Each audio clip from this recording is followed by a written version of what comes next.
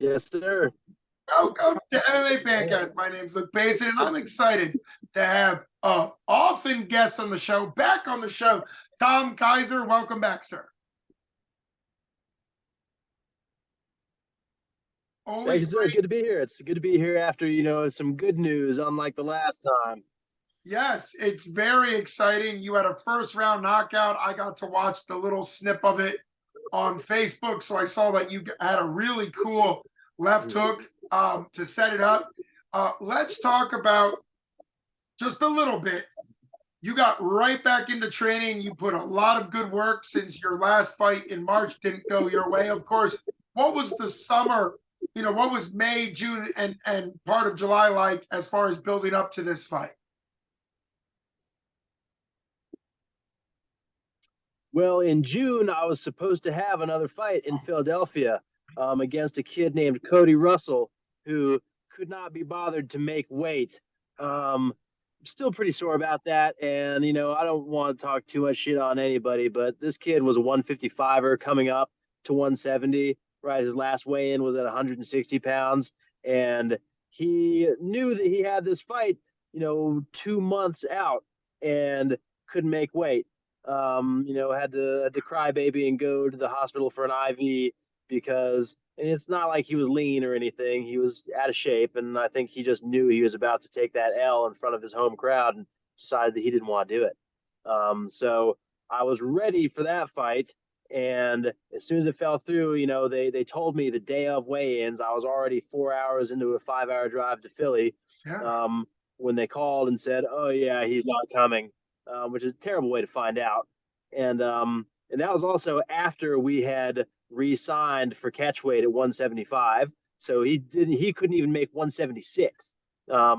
Yeah, that's just lazy, man. Like it was a professional fight that he'd signed on the dotted line, and just he didn't do his due diligence, and I did, which was terrible. I got blue balled real bad, and I had a bunch of my friends and family that had tickets that they couldn't get rid of at that point. Um, just free money for the promotion, I guess. But what we ended up doing was looking for something right afterwards, and we found it. My teammate Noah Kiska was also on this card in Orange, Virginia. It was a little bit of a smaller card, but I at least was able to get a really good matchup. Sean Brooks, who I fought, is no joke. Noah got his win, and I got mine against an experienced striker, and I did it with a knockout. I did it at his game, which is even better. Um, yeah, so it was a good time for sure. And we were looking at getting into another one right here around the corner on August 5th back in Morgantown, but I just got word today that that's not going to be possible. So, yeah, well. Oh, that's a shame. That would have been great to see you in Morgantown. But talk about you set it up. You had a really nice sort of lead hook from the southpaw position. I saw you and got to call you during your pro debut when you had, I believe it was a, oh, you know what? You were in southpaw. So it was a lead right. I keep thinking, I'm sorry, you're in southpaw. So it's a lead. You knocked this guy out with a lead right, but your pro debut knockout was with a left elbow, I believe. Yeah, That's right. okay. See, my brain's working. So Yeah. yeah, and you're a former W wrestler. You're built like an absolute pro 170, or you got muscles on your muscles, but you have a really well-rounded game plan. Obviously, you can wrestle, you've got great control, but you're also really finding these great knockouts. So, what was it like being in there in Southpaw? Because I know you've done both. I don't think you're just Southpaw. So, what was it like setting it up for the lead right hook from Southpaw, and it kind of walk us through what it felt like to see him go down. You had a little bit of follow up on the ground, but he was basically out from the hook, and then you had a nice hammer fist knockout on the ground. Yep. So I do fight primarily out of southpaw. I will switch sometimes. I'm ambidextrous. Is weird. I was born left-handed and taught to be right-handed. Yeah, I've no defense for my parents for doing that. They just I don't know what their plan was, but apparently it was the thing to do at the time. But it worked out well because now I can do anything either side. I can write proficiently with both hands. and it's just whatever hand the utensil is in is what I do. And it's also very nice to be able to fight out of both positions. Southpaw is in my wrestling stance, so it makes the transition into the shots really, really quick. I don't have to change my feet or anything. I'm already there. Um, and in orthodox, my right hand is probably a little bit stronger in the back than my left is.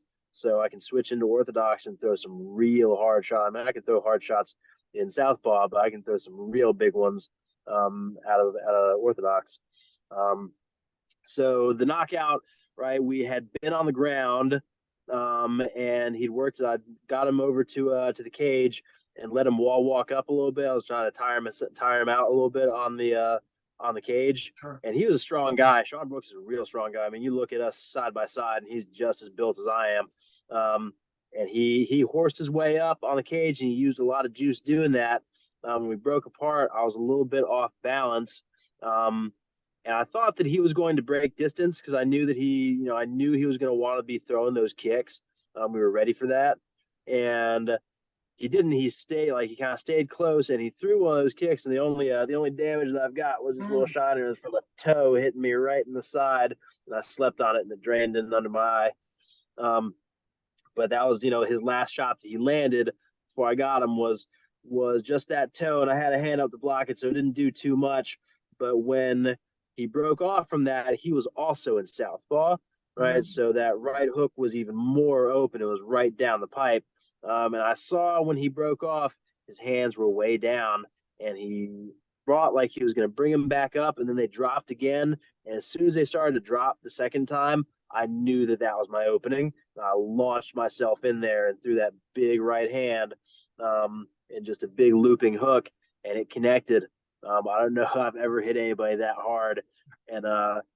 And he folded on down, but I didn't know what was up, so I made sure I gave him one hammer fist, and then the ref got me.